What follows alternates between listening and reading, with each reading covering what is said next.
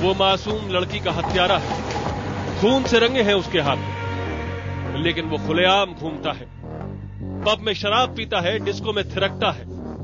देश के बड़े बड़े नेताओं का आशीर्वाद है उसके पास। हत्यारे की पैरोल बढ़ाने के लिए सिफारिश करती है दिल्ली सरकार।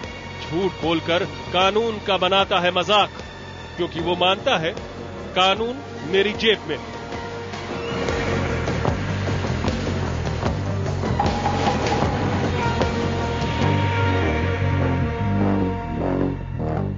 नमस्कार, मैं हूं संदीप चौधरी। हिंदुस्तान की कसम में बात कानून की धज्जियां उड़ाने वाले मनु शर्मा की। जेसिका लाल हत्याकांड में दोषी और हरियाणा के बड़े नेता विनोद शर्मा के बेटे मनु शर्मा के पैरोल पर एक बड़ा विवाद खड़ा हो गया है।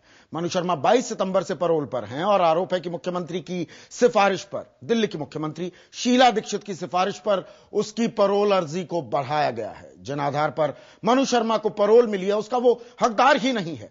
आखिर हत्या के दोषी के लिए दिल्ली की सरकार उसके बचाव में क्यों खड़ी है? मनु शर्मा एक रईस उद्योगपति का बेटा, एक बड़े राजनीतिज्ञ का बेटा। ऐसा होना कोई बुरी बात नहीं है, लेकिन दूसरा पहलू बहुत ही शर्मनाक है। वो एक ऐसा बिगड़ैल रईसजादा है जिसके लिए महिलाओं का सम्मान करना उसकी शान के खिलाफ है। महिलाओं को अपमानित करना उसके मिजाज में शुमार है। शायद इसी तुनक मिजाजी ने उसे एक हत्यारा बना दिया। उसे अपने किए की सजा भी मिली, लेकिन इतना होने के बाद भी कानून उसकी जेब में है। कानून का मखौल बनाना कोई उससे सीखे। जेसिका के हत्यारे ने कानून को भी चकमा दे दिया। जेसिका लाल हत्याकांड का दोषी मनु शर्मा फिलहाल पैरोल पर है। उसकी परेशानियों के मद्देनजर दिल्ली सरकार ने 22 सितंबर से उसे पैरोल पर छोड़ने का फैसला लिया और उपराज्यपाल ने भी उसे मंजूर कर लिया। यही नहीं, जब यह अवधि खत्म होने लगी तो सरकार ने 1 महीने के लिए उसका पैरोल बढ़ाने का फैसला भी कर लिया। दरअसल मनु शर्मा ने दिल्ली सरकार के पास अर्जी दी थी कि अपनी बीमार मां की देखभाल करने और बिजनेस को संभालने के लिए उसका पैरोल बढ़ा दिया जाए, लेकिन ये सब झूठ था। ना उसकी मां बीमार थी और ना ही उसका बिजनेस डूबा जा रहा था। अगर उसकी मां इतनी बीमार है तो वो 2 दिन पहले चंडीगढ़ में बाकायदा प्रेस कॉन्फ्रेंस कर मीडिया से मुखातिब कैसे हुई? जाहिर है मां को नहीं पता था कि उसका बेटा अदालत को झूठ बोलकर जेल से बाहर आया है, नहीं तो वो भी शायद ऐसा नहीं करती।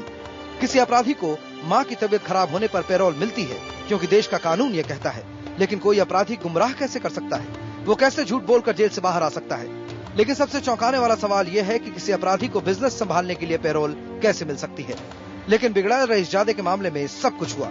सरकार खुद मानती है कि ऐसे मामलों में पैरोल की सिर्फ 25% याचिकाएं ही स्वीकार की जाती हैं। तो फिर राजधानी की सर्वेसर्वा शीला दीक्षित को ऐसी क्या जरूरत आन पड़ी कि उन्हें एक सजायाफ्ता मुजरिम के लिए पैरोल की सिफारिश करनी पड़ी?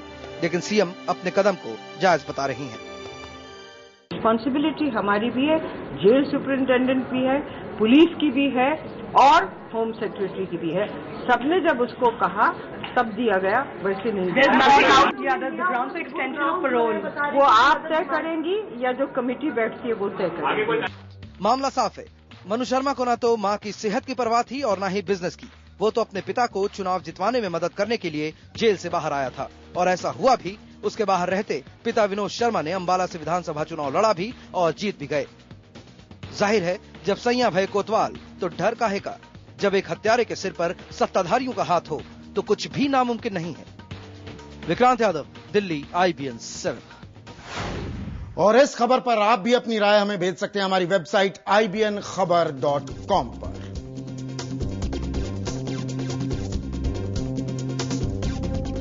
और इस पर बात करने के लिए मेरे साथ कुछ खास मेहमान जुड़ेंगे। हमारे साथ होंगी